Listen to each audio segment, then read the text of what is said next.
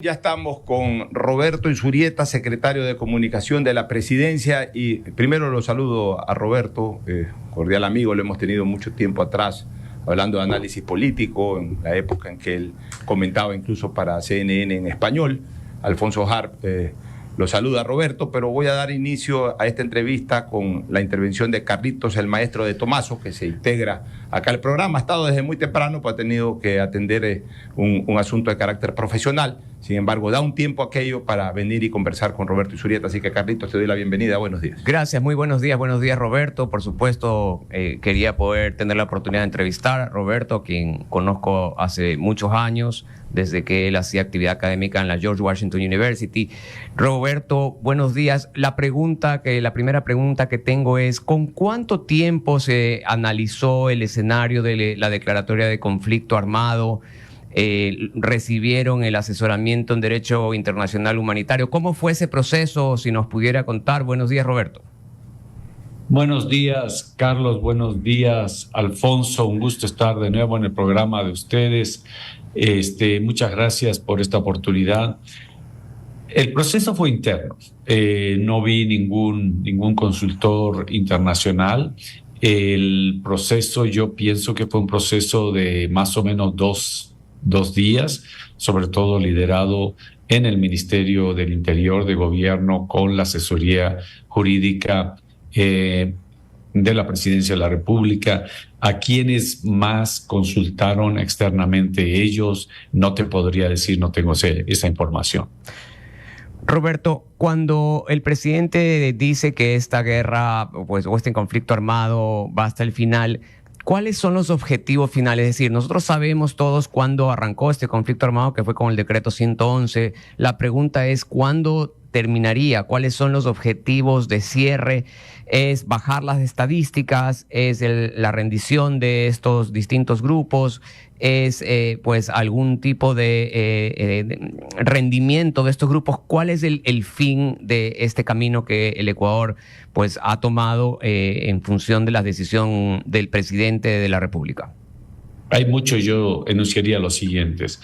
Primero, tomar el control de las cárceles, mantener el control de las cárceles y tener un marco legal que permita que en el Ecuador no volvamos a sufrir situaciones similares en las cuales en un sistema carcelario tenemos, por un lado, por supuesto, las personas privadas de libertad que tienen que tener una serie de estándares para esos procesos en donde se vive la privación de la libertad, procesos de rehabilitación, pero totalmente segmentados, separados de otros individuos que son objetivamente un peligro para la sociedad. Esa contaminación ha sido fatal para el Ecuador. Entonces tiene que llegar a un nivel de cárceles distintas para aquellos que son una amenaza y aquellos que están categorizados como personas que pertenecen a organizaciones criminales transnacionales con características terroristas. Para eso necesitamos un marco legal que realmente permita que esto pueda darse de manera permanente.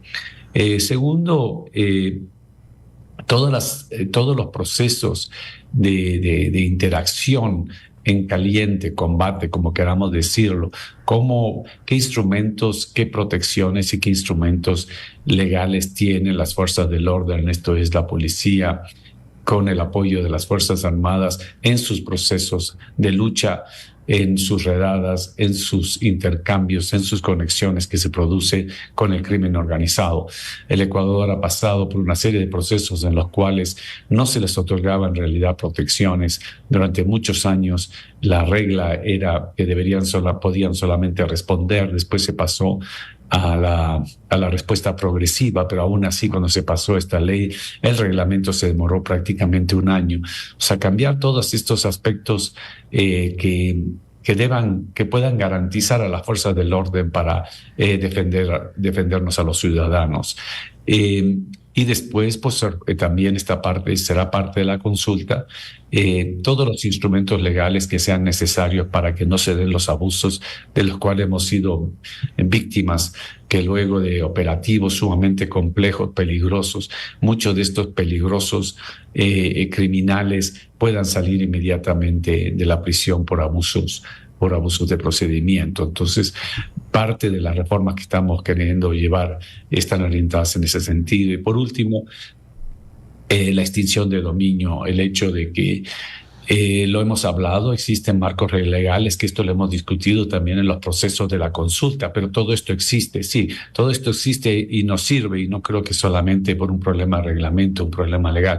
Hay una serie de trampas legales que impide que efectivamente, cuando la policía, por ejemplo, incauta armas, esas armas pueden tomar años para que puedan ser utilizadas por la policía, asimismo activos, asimismo recursos económicos. En otras palabras, tenemos un marco legal y un marco operativo que ha sido parte de las causas por las cuales no podemos responder. Entonces, esos básicamente serían algunos de los objetivos que tenemos planteados, y por supuesto esos objetivos se deben reflejar en una disminución de la violencia. Roberto, el gobierno que usted representa presentó un proyecto de ley que en principio era para el financiamiento de la guerra. No obstante, ha causado pues esta discusión el hecho de que ya en el proyecto se ve que estos ingresos no solamente irían para los ingresos para el financiamiento de la guerra, sino también para la estructura de financiamiento estatal. Y eso ha causado este distanciamiento con quienes venían apoyando al gobierno en sus iniciativas legislativas. ¿No será también el momento de que el gobierno haga esa separación y reformule internamente el proyecto para que claramente lo que se apruebe bajo este título de urgencia económica sea lo del financiamiento de la guerra, y paralelamente o por separado se diferencien aquellos tributos que además necesitan, porque todos sabemos que se necesitan recursos para financiar la estructura del Estado, que viene muy golpeada? Roberto, esto ha causado esta fricción en la Asamblea, que todavía no pasa ni siquiera el informe del primer debate. Quiero ser poco político y quizás muy sincero y frontal. En mi percepción, estos son simplemente excusas. ¿Por qué? Porque, en primer lugar, necesitamos recursos adicionales, sobre todo para equipamiento, armamento. También necesitamos recursos porque también hay que ir en paralelo a una serie de trabajos de características sociales para poder intervenir en las zonas que vamos a ir reocupando para el Estado. El Estado necesita una presencia. Entonces hay un plan integral real de no solamente atacar la violencia y sus efectos, sino también sus causas, sobre todo orientados a la juventud. Hay todo esto cuesta mucho dinero. Para aquellos que tienen la preocupación de que, en primer lugar, quiero decir que toda preocupación, en la medida que sea legítima, de la Asamblea, que quieren mecanismos que garanticen que esos recursos estén realmente en una finalidad. Existen los procedimientos, tienen los instrumentos, se pueden dar esas conversaciones y pueden resolver eso. Eso es un asunto bastante fácil. Efectivamente, más allá de los problemas que tenemos, el Ecuador tiene problemas fiscales, que también son causas de problemas de orden de seguridad que hemos tenido. Hemos vivido en un país donde el motor del Estado, del motor económico del Estado, ha estado sumamente deficiente por los últimos años, porque tuvimos un proceso excesivo de endeudamiento muy caro y otra serie de razones que son elementos que nos ayudan también a explicar dónde llegamos. Pero lo que sí le puedo decir es lo siguiente: que el Ecuador tiene que dar señales de seriedad al mundo, tanto en esta lucha que estamos siguiendo, y por eso agradecemos profundamente a las Fuerzas Armadas, a la policía, a los estamentos nacionales que están comprometidos con esta lucha, y estamos dando muy buenos resultados con prudencia y profesionalismo, pero también tenemos que dar muestras que estamos dispuestos a afrontar estos retos con seriedad financiera, porque una cosa que le puedo garantizar que en el momento que hagamos eso, la comunidad internacional está lista, está atenta, está lista para rápidamente ayudar al Ecuador a compensar, complementar y quizás culminar, completar todos estos procesos de financiamiento que se necesita para otras razones. Pero en la medida que el país no siga dando muestras de unidad, de seriedad, de resultados para afrontar esa lucha, nos es mucho más difícil pedir ayuda internacional. Roberto, ¿cómo está? Muy buenos días. Andrés Ortiz lo saluda. Estamos conversando con el secretario de Comunicación de la Presidencia de la República. Yo, discúlpeme que me quiera meter en la política, yo sé que eso no, pero la coyuntura lo da, porque el día de ayer ya salió el Partido Social Cristiano a comentar que ellos quieren plantear una tercera vía. Existe pues la vía gubernamental, la propuesta del presidente Noboa, existe una posición de Alianza País, del correísmo, por llamar de alguna forma, y una tercera vía que sería esta del Partido Social Cristiano, todos básicamente en la línea de fondear al gobierno, hablemoslo así, pero desde distintas perspectivas. Si este gobierno se ha caracterizado por algo, Roberto, ha sido el diálogo, ha sido el llegar a entendimientos en la Asamblea Nacional. La verdad que a nivel internacional creo que se ha visto que en los momentos más calientes de este pequeño periodo de tiempo presidencial, pues se han logrado consensos, lo que no se lograba en gobiernos anteriores. Eso me hace presumir a mí que este poder de cabildeo, hablando en el término correcto, ¿no? Esta ruta de conversaciones con las fuerzas políticas van a llegar a feliz término.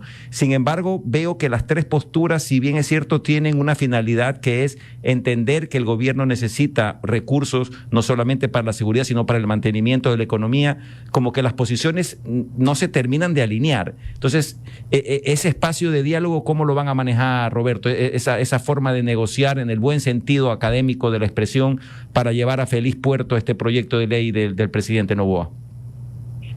El diálogo está abierto y hemos dado muestras que estamos dispuestos a ver con creatividad, con flexibilidad cuáles son las opciones. Lastimosamente aquí, más allá de la política, sucede lo mismo, ¿no? Estamos siempre muy dispuestos, pero en el momento que hay que ver cómo se financia, cómo se paga una cosa, y ahí entran las discusiones. Y generalmente las discusiones en la mayoría de la gente son una serie de retóricas que son saludos a la bandera, que significa sí, vamos a hacer esto otro, lo hemos hecho no sé cuántos años, yo tengo 61 años, lo escucho 40 años, y ninguna de esas propuestas en realidad terminan traduciéndose en cosas efectivas. Son saludos a la bandera políticos, un poco de retórica. Hay mucho de eso, lastimosamente. El gobierno se ha comprometido seriamente y se puede buscar todas las metas concretas que se necesitan para lo que significa una reducción del tamaño del Estado, un ahorro en donde se pueda ahorrar, donde se tenga mayor control en todas las instancias donde ha habido actos de corrupción, para que esos ahorros sean parte de este proceso de recaudación de fondos para ayudarnos en este momento muy difícil. Entonces, eso es esencial. Segundo, lo que quisiera decir es lo siguiente, y quiero ser también igualmente franco. A veces lo que creo es que la mayoría de los sectores políticos, ¿cómo es su trabajo? Están haciendo cálculos políticos, cómo van a ser las elecciones dentro de un año y medio o dentro de un año, cuando sean, sin darse cuenta que lo que está en juego ahora es de un nivel de urgencia y va a definir qué clase de país esos aspirantes, las personas que quieren aspirar a la presidencia de la República, a gobernar el país. La pregunta es qué clase de país quisieran gobernar. Entonces, si no hacemos las cosas bien ahora, en estos meses, y las Fuerzas Armadas y la policía, el país, el gobierno, ha dado muestra de enorme fortaleza basado en su unidad para tomar decisiones radicales y afrontar estos retos, la pregunta es, si no hacemos eso, y tenemos una retórica política, porque sí, yo no quiero comprometerme ahora, porque dentro de un año quiero decir que yo jamás en mi vida he aprobado ningún alza de impuestos.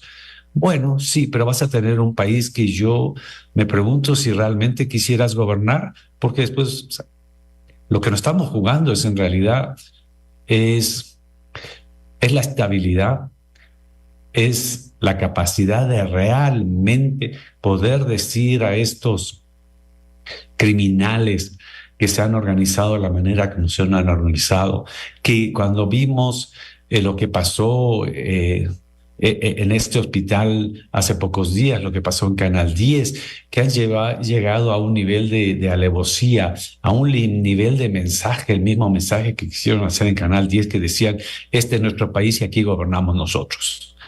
Roberto, Entonces, estamos absolutamente alineados. Nosotros también creemos que las fuerzas políticas no deberían pensar en este futuro mediato que son las próximas elecciones, cuando de por medio está la estabilidad económica del país. O sea, definitivamente que pedimos y demandamos desde esta tribuna que las fuerzas políticas se terminen de poner de acuerdo con el gobierno, y coincidimos plenamente en ese razonamiento.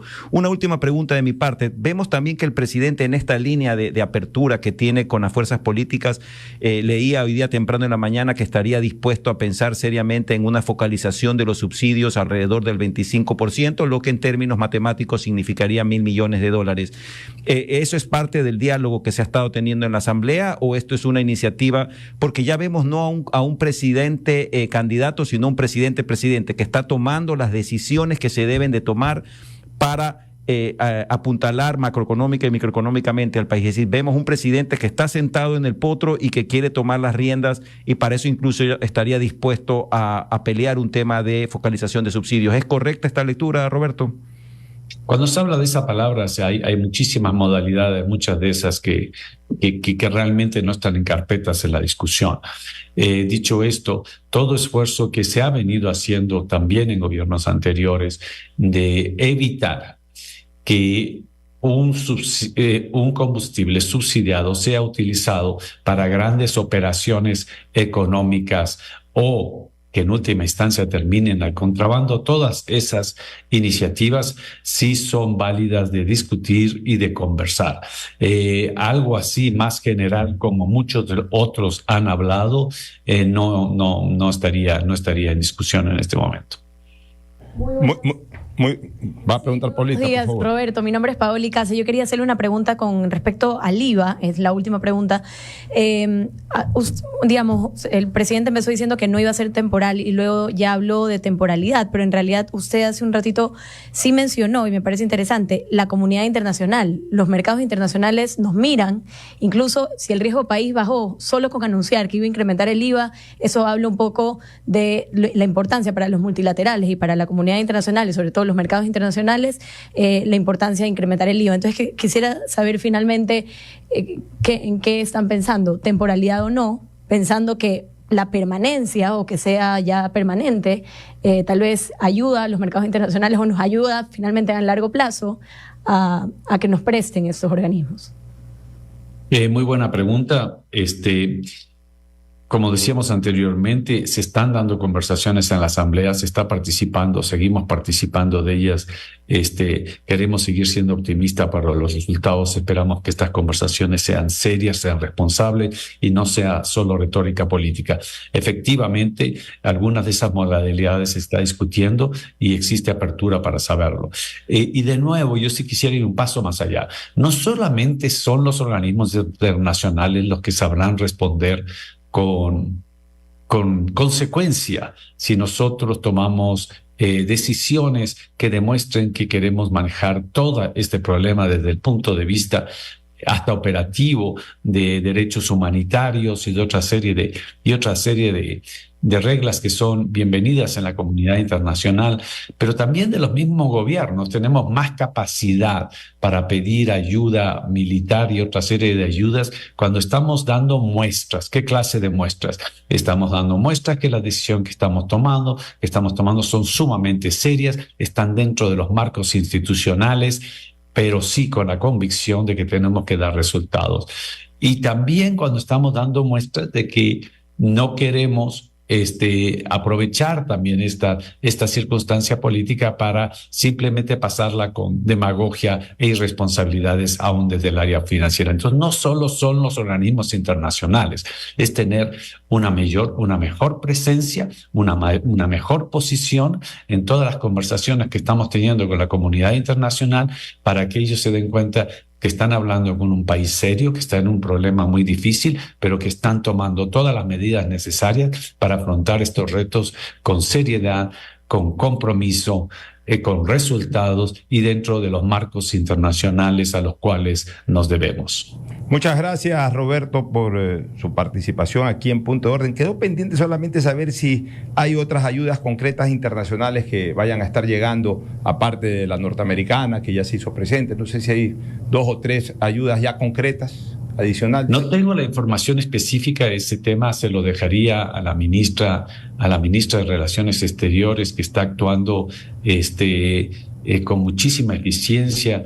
Ha estado, por ejemplo, estuvo ella con la ministra de Gobierno, si mal no recuerdo, fue este mismo día domingo en Lima, donde se reunieron con los ministros de Defensa, con las policías de Ecuador, sobre todo, por supuesto, la de Ecuador, con Perú y con Colombia, sobre todo, que discutieron no solamente todas las ayudas que se pueden dar, pero sobre todo todos los instrumentos de cooperación necesarias, porque esta es una lucha cuyas causas son compartidas y son compartidas sobre todo con nuestros países vecinos. Entonces estoy seguro que la ministra de Relaciones Exteriores irá comunicando todas estas distintas ayudas, como las que tuvimos en el Perú, como las que tuvimos hace 2 días por parte de los Estados Unidos, y todas las demás que se están ofreciendo y vendrán al Ecuador.